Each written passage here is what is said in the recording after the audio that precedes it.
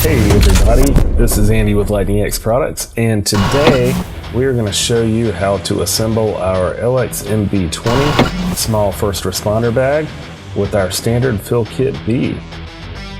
Getting started, looking straight at your screen here, what I like to start out with is the items that we're going to get to on almost every call, and that is your blood pressure cuff and your stethoscope. You can put these in either pocket, but I do like keeping them on your outside pocket, so that way you can get to them without having to open the main hold. Now we do use that Sprague stethoscope, so you can use that on pediatric and adult patients by just turning the head around.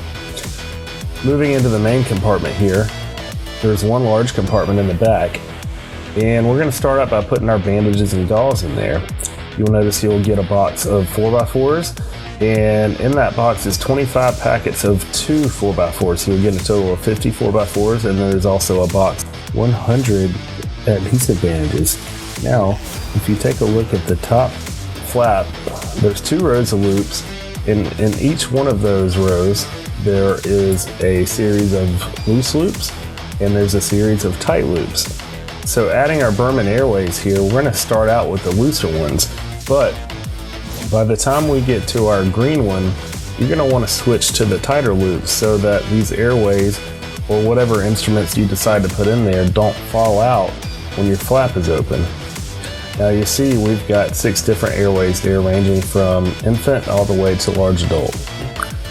So moving back to the main compartment, we're going to add our triangle bandages, finishing out the gauze there. And moving to the front compartment, I'm going to start putting my medicines in, starting with the 4" by 4" burn dressing, followed by our sting pack, which comes with sting pads, alcohol pads, and iodine pads. We've got some ammonia inhalants, followed by oral glucose for your diabetic patients, and then triple antibiotic, or Neosporin as it's known. And we're going to add some eye wash, which can also be used as irrigation solution.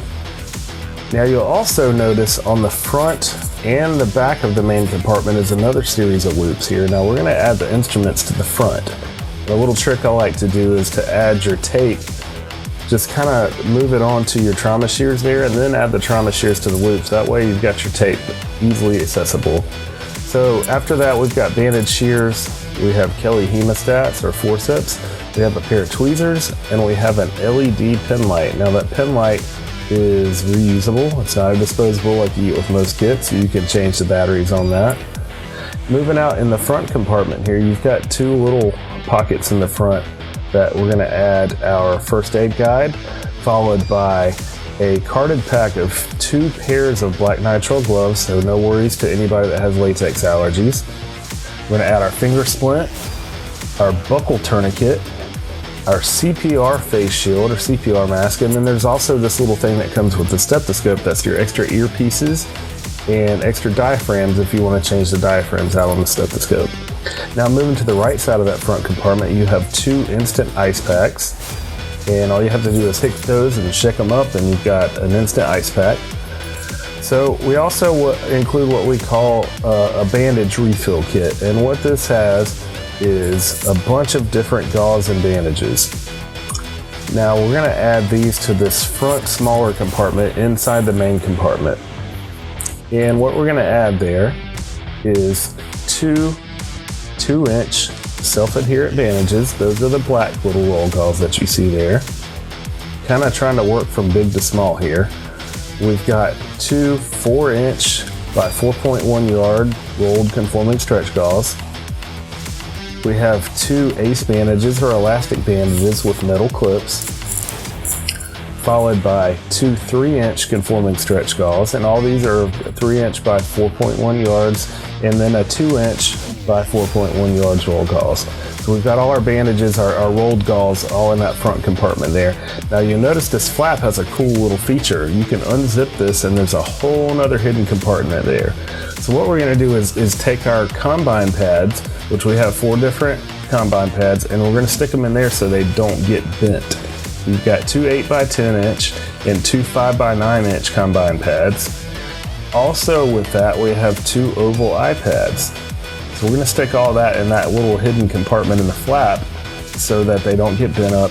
And after that, you can kind of fold these little side flaps over, and that's going to help keep those items in the main compartment from moving or falling out. And you just move this top flap over.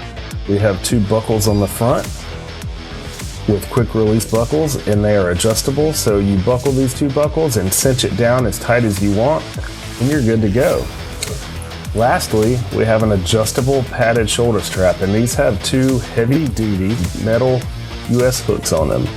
And you just hook those into the side of the pouch, adjust it to whatever length you want, and there you have it, our LX MB20 First Responder Kit with our standard fill kit B.